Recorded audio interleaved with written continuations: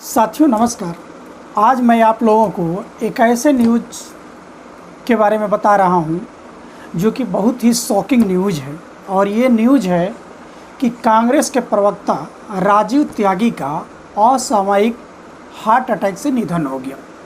और ये वीडियो मैं इसलिए बना रहा हूं कि देखिए, उनका निधन हुआ, सबको गहरा दुख है, लेकिन निधन किन परिस्थितियों में हुआ, मैं उन परिस्थितियों के बारे में आपसे चर्चा कर रहा हूँ। इसके पीछे कारण ये है कि देखिए, 5:30 बजे का संबित पात्रा का डिबेट था और उसमें डिबेट में भाग कौन ले रहा था? राजीव त्यागी थे और रोहित सरदाना। ठीक, तो रोहित सरदाना उस डिबेट को होस्ट कर रहे हैं। उस डिबेट में संबित पात्रा थे, सुबह जमई थे और राजीव त्यागी। ये लोग डिबेट किस मुद्दे पर कर रहे थे कि बेंगलुरु में हिंसा हुई थी।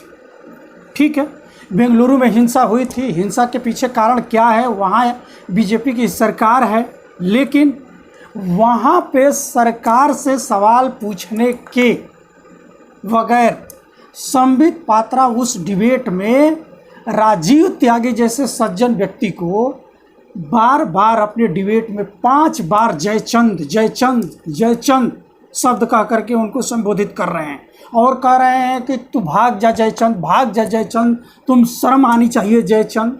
दूसरी बात मैं ये कह रहा हूँ कि आज जन्माष्टमी का पर्व था। राजीव त्यागी जो हैं टीका लगा करके आए थे। ठीक, उनके टीका पर भी संबित पात्रा ने कम से कम 5 बार कमेंट किया। और कमेंट क्या किया कि टीका लगाने से कोई हिंदू नहीं बन जाता, टीका लगाने से कोई हिंदू नहीं बन जाता, तुम जयचंद हो, तुम जयचंद हो, ये बार बार कह रहे। कहने का मतलब है कि आप देखते हैं कि कभी डिबेट में वो क्या कहते हैं, कोई मुसलमान आकर के डिबेट में बैठ जाए तो उसको कहते हैं भाग मौलाना भाग, भाग मौलाना भाग।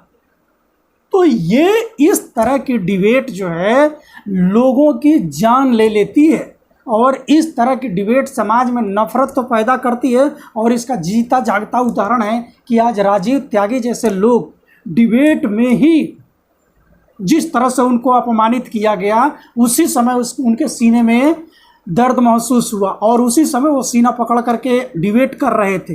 डिबेट छोड़ने के बाद वो घर पे जाते हैं, उनको हार्ट अटैक होता है और अस्पताल भी नहीं पहुंच पाते हैं और उनकी डेथ हो जाती है। तो मेरा कहने का मतलब ये है कि इस तरह का जो कल्चर डेवलप हो रहा है टीवी शोज पे, आप अर्णव गोस्वामी का टीवी शो देख लीजिए या रोहित सरदाना का डिबेट देख लीजिए या जितने भी गोदी मीडिया से संबंधित ये लोग डिबेट करा रहे हैं, तो डिबेट का मतलब है किसी को बुला करके जलील करना नहीं। राजीव त्यागी एक पार्टी के प्रवक्ता हैं, वो कोई पुलिस नहीं है या कोई वो प्रशासन नहीं बैठ करके हैं कि उन्होंने कोई गलती किया हो।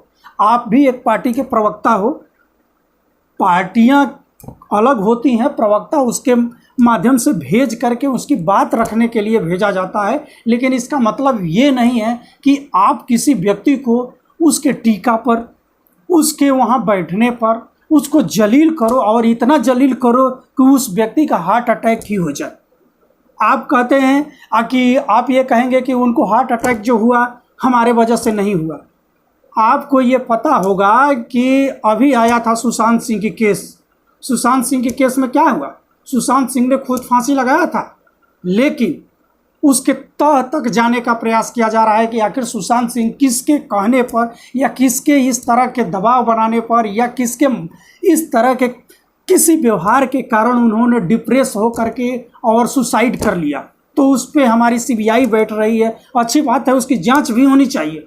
लेकिन क्या ऐसे संबित पात्रा या रोहित सरदाना जैसे लोगों को टीवी डिबेट से नहीं हटाना चाहिए, जिनके वजह से लोगों की जान जा रही है, जिनके वजह से लोगों में नफरत फैल रहा है? तो मेरा वीडियो बनाने का यही एक मुद्दा था कि सबसे पहले मैं राजीव जी को विनम्र श्रद्धांजलि देता हूं कि ईश्वर उनकी आत्मा को शांति दें। लेकिन समाज में इस तरह के नफरत फैलाने वाले एंकरों और प्रवक्ताओं को भी कड़ी सी कड़ी उसी तरह की सज़ा मिलनी चाहिए जैसे सुशांत सिंह के केस में कड़ी सी कड़ी सज़ा की मांग हो रही है। तो इसमें भी कड़ी से कड़ी सज़ा की मांग होनी चाहिए। क्यों? क्योंकि जिस तरह का जहर ये समाज में फैलाया जा रहा है। अरे दंगा हुआ है तो दंगा हुआ है तो वहाँ तुम्हारी भाई सरकार है, वहाँ लॉ एंड ऑर्डर किसके हाथ में है? राजीव त्यागी के हाथ में है, या कांग्रेस का विधायक ही है, या कोई भी है। यदि उस तरह के उसके बाद से नफरत फैला, दंगा फैला, तो उसको पकड़ो, पकड़ करके जेल में डालो। क्या किसी को अपने यहाँ बैठा करके आप जलील करोगे? और जलील के माध्यम से, आपके जलीलता के माध्यम से किसी व्यक्ति को किसी तरह का डिप्रेशन हो जाए, आज उस व्यक्ति की जान चली गई, ऐसे तमाम लोग जो हैं इस चीज़ से आहत हो जाते हैं, तो समाज में आप इस तरह का नफरत फैला रहे हो। तो मैं आप लोगों से यही कहना चाहता हूं कि ऐसे नफरतवादी प्रवक्ताओं का, ऐसे नफरतवादी चैनलों का भी समाज में बहिष्कार होना चाहिए और बाइकाट होना चाहिए, नहीं तो ये न जाने कितने लोगों का जान ले लेंगे। तो यही मेरी एक आप लोगों से अपील थी कि उनको हम एक विनम्र श्रद्धांजलि दें, और मैं चाहूँ कि इस वीडियो को ज़्यादा से ज़्यादा आप लोग फैलाइए कि ऐसे नफरतवादी लोगों का समाज में बहिष्कार हो। जय हिंद, धन्यवाद।